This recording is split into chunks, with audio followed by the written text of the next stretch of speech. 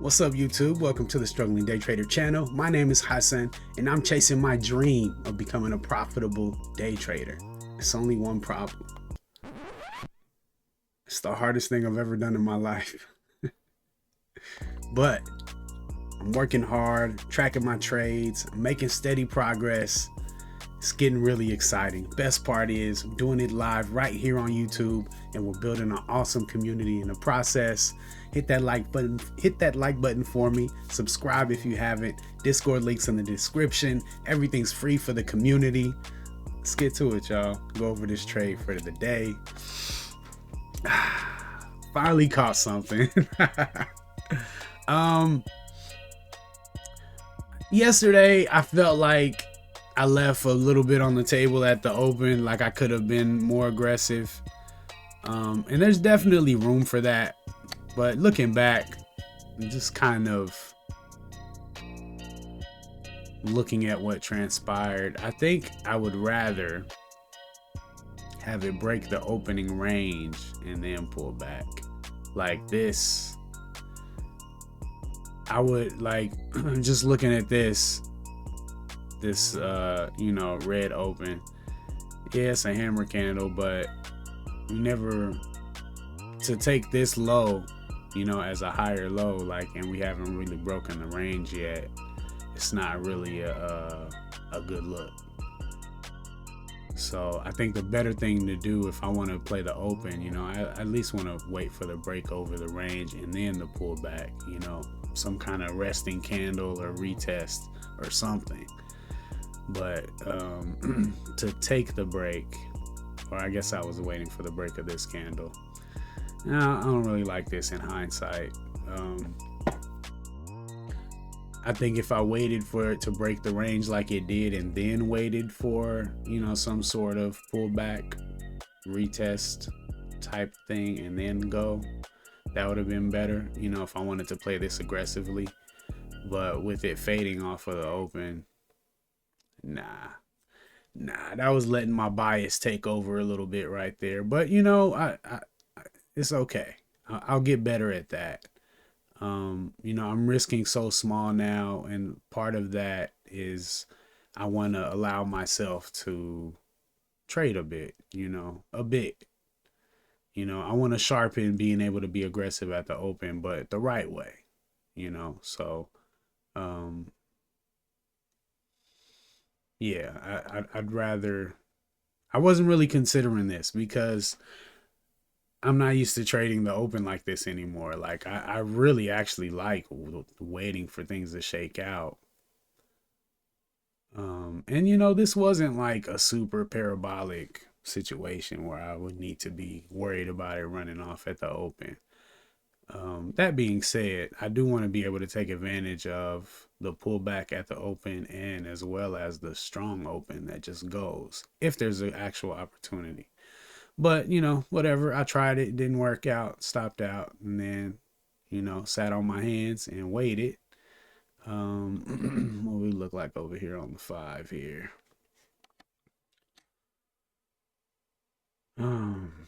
Yeah, so I waited. This nice little narrow range 5 candle here. And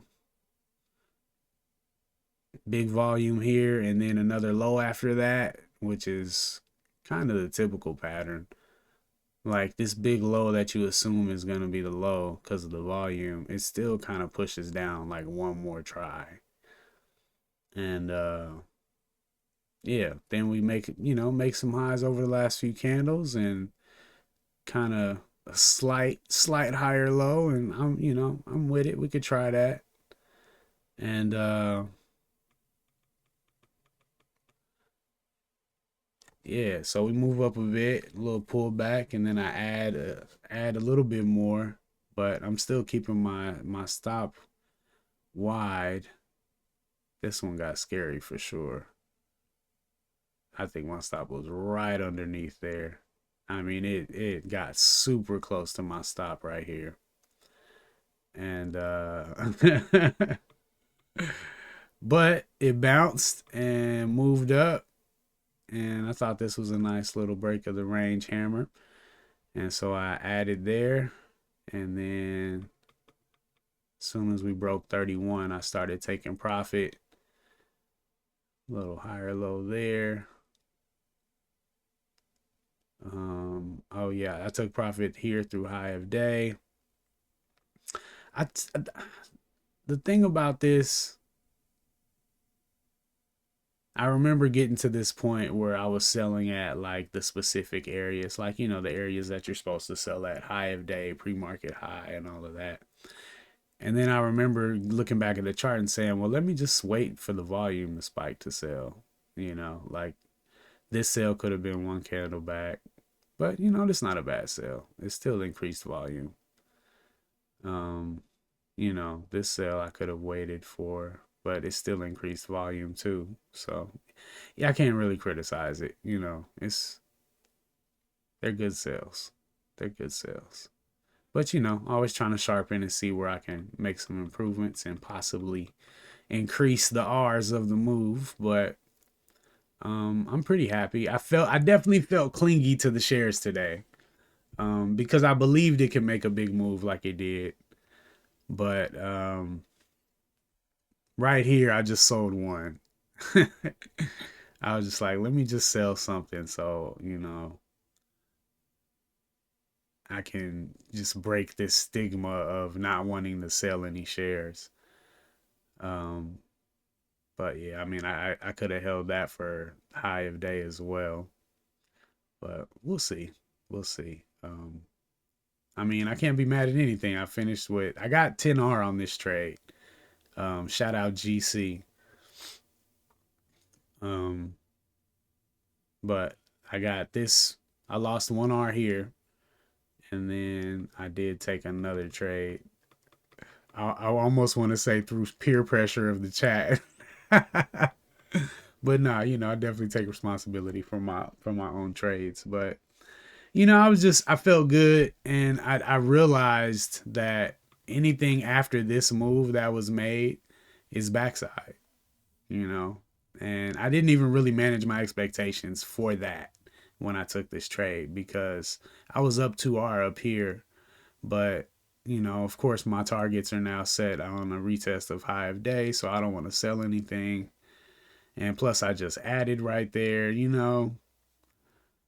But yeah, I was looking for 32.50 to start selling, and we only got up to 32.30, and then it turned around, washed me out. I'm glad I kept my stop where it was though, and just went ahead and accepted defeat. I didn't want to. I didn't want. I already felt like it was a great day, and hindsight, I'm good. I caught the whole front side of the move.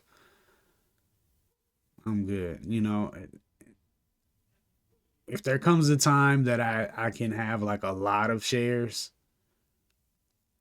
then I wouldn't mind holding a little bit at break even and seeing if I can participate in the next part of the move if there is one.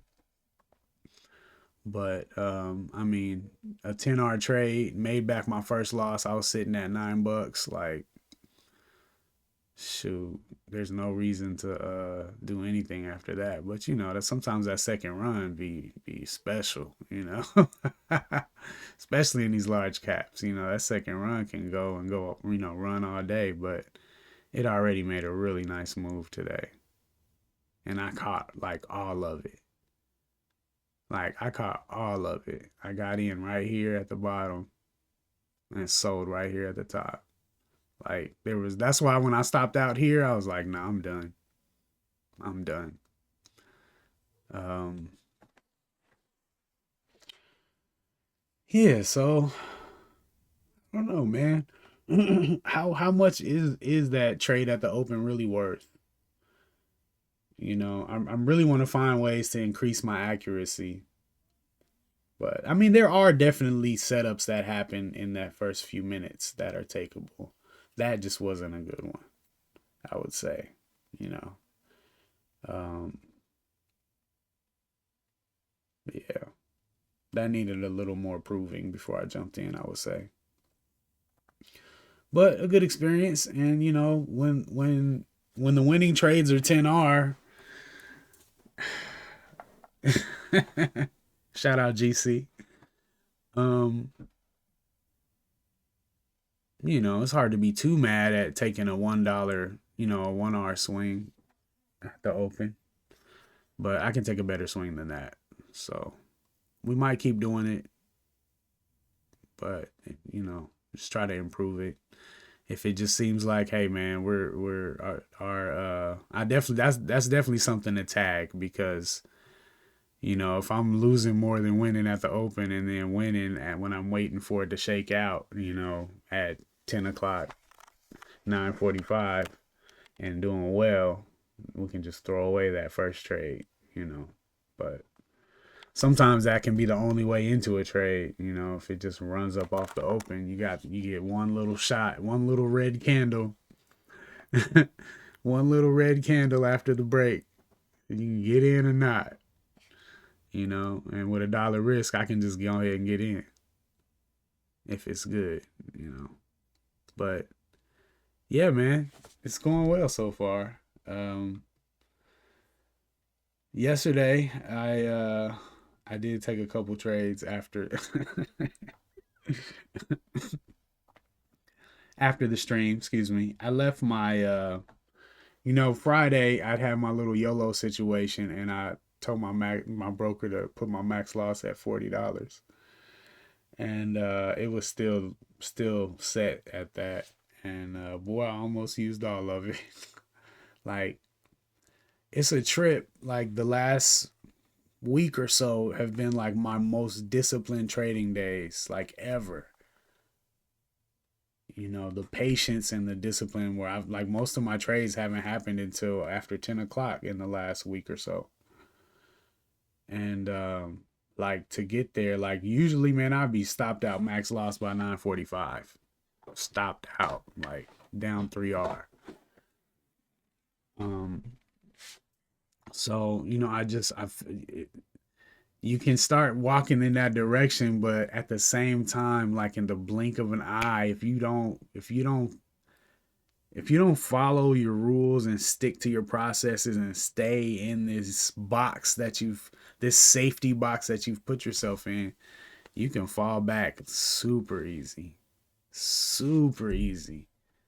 And that's one thing that I'm okay with having, my broker help me out on that end and just stop me out completely, when I get to my max loss level. I don't have any pride. Like, at first it was kind of like, well, I feel like I should be able to do it myself. Like, I don't like having it where my broker kicks me out, like, I don't like that. But honestly, man, if that's one thing that'll help me be profitable, I'm cool with that, because, like, I was looking at the size of my green days. I think I was doing $1 risk all month. I can't remember.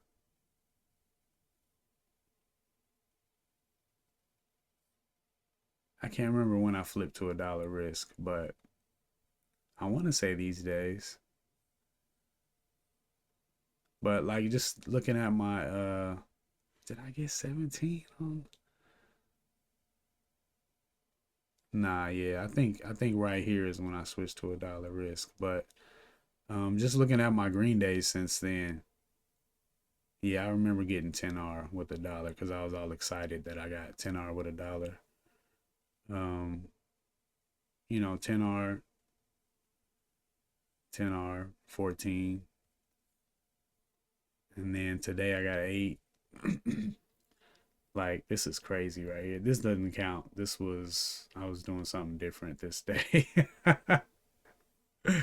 But, like, it doesn't make any sense to have, these big days, these big red days like that. So if I can limit all my big red days to 5 or less, and then, my good days can be anywhere from break even to, you know 15 $15, that would be pretty good.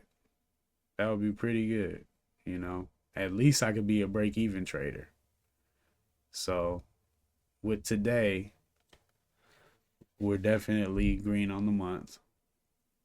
Some shaky stuff going on these first 2 days though, for sure. So not a great start to February, but thankful to be green. Um, but yeah, if I can lock in and just follow my process and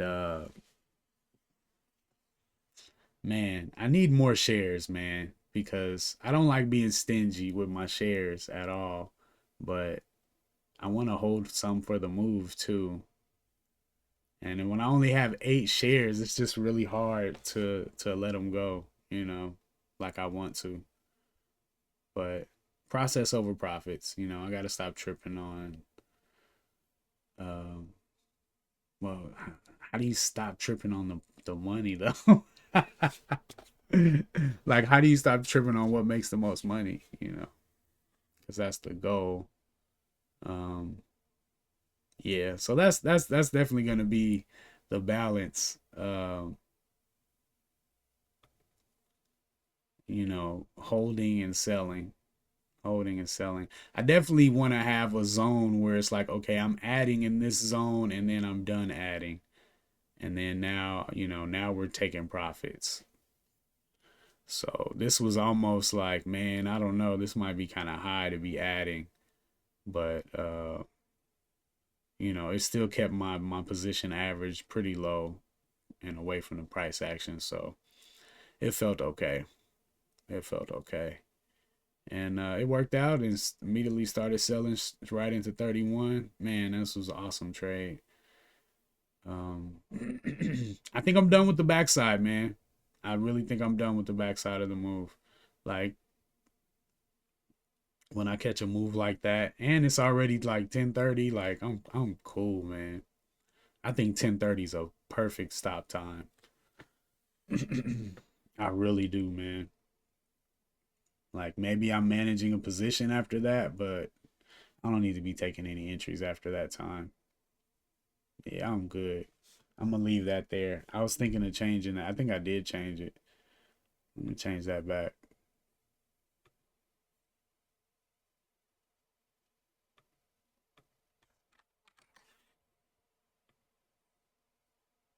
I'm Central Time, so I gotta put 9:30.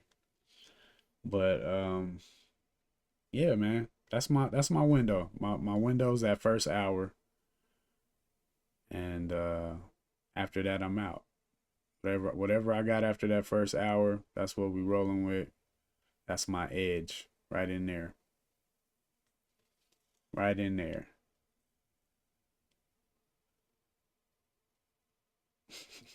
This is getting really exciting. The R's is crazy. If I can keep my swings all high probability swings,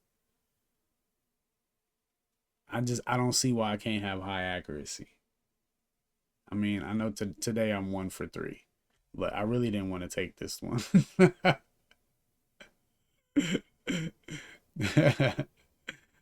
uh, I really didn't want to take it, but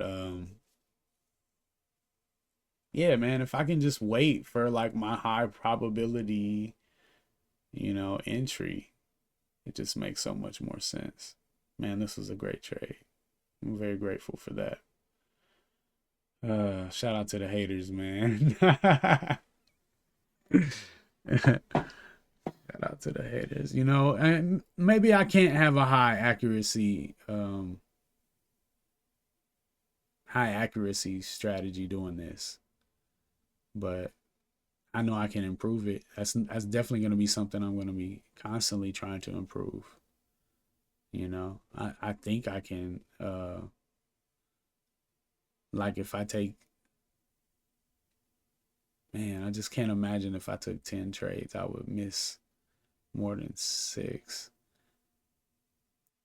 But I mean, even though I know I do that all the time, but I just mean like if I actually stuck to my setups though. But I don't know. We're gonna see, man. We're gonna see. I feel like we're in a new chapter, man. Excuse me. I feel like we're in a new season, man. we're in a new season, man. I'm finally able to wait and be patient and not just be like jumping in. Um, like I have the ability. You know what I mean? Like I felt like it was a time where I just didn't even have the ability. And I remember thinking like, am I ever gonna be able to like not do this thing or do this thing that I keep trying to do and failing? You know, so like it just to be able to wait and wait for my entry and not just take every single hammer candle that I see on the screen or every single low that I see. It's progress, man. It's definitely progress. It's super exciting. So we'll see how it goes, man. Anyway, I'm done rambling. I'm still continuing with the same objective, $1 risk. Made $8 today. Um, $1 risk, $5 max loss. I think $5 max loss is like ridiculous. Like to lose $5 risking $1 a trade, it shouldn't happen. Like honestly, if I miss 3 trades, I'm either trading inside of a range or it's just weak. Or like I don't like yeah, 5 R should not happen. The only reason that happened last time is because I was looking at my R's like, hey, I haven't stopped out yet. I haven't maxed out yet. I still got 2 R before I max loss. Oh, I still got 1 R before I max loss. Like treating my R's like that instead of actually, waiting for a high probability opportunity to invest my R. You know what I mean? So I gotta do better. We're getting there though, man, step by step. We're knocking some of these dominoes over. I think. My guy says that P&L is a lagging indicator. You know, P&L is a lagging indicator of progress. So, but I think it's been lagging long enough, man. It's time for that curve. But the R's have been crazy for sure. For sure, the R's have been crazy. Uh, I think even if I do have a low accuracy, the haters won't be able to say much if my R's are out of control. I ain't trading for them anyway, but just for conversation. Anyway, all right, y'all. Let me get out of here. Thanks for watching. Thanks for hanging out, being part of the journey. Hit that like button for me. Subscribe if you haven't. Discord links in the description. This way, yeah. And be safe out here, y'all. See y'all tomorrow. Peace.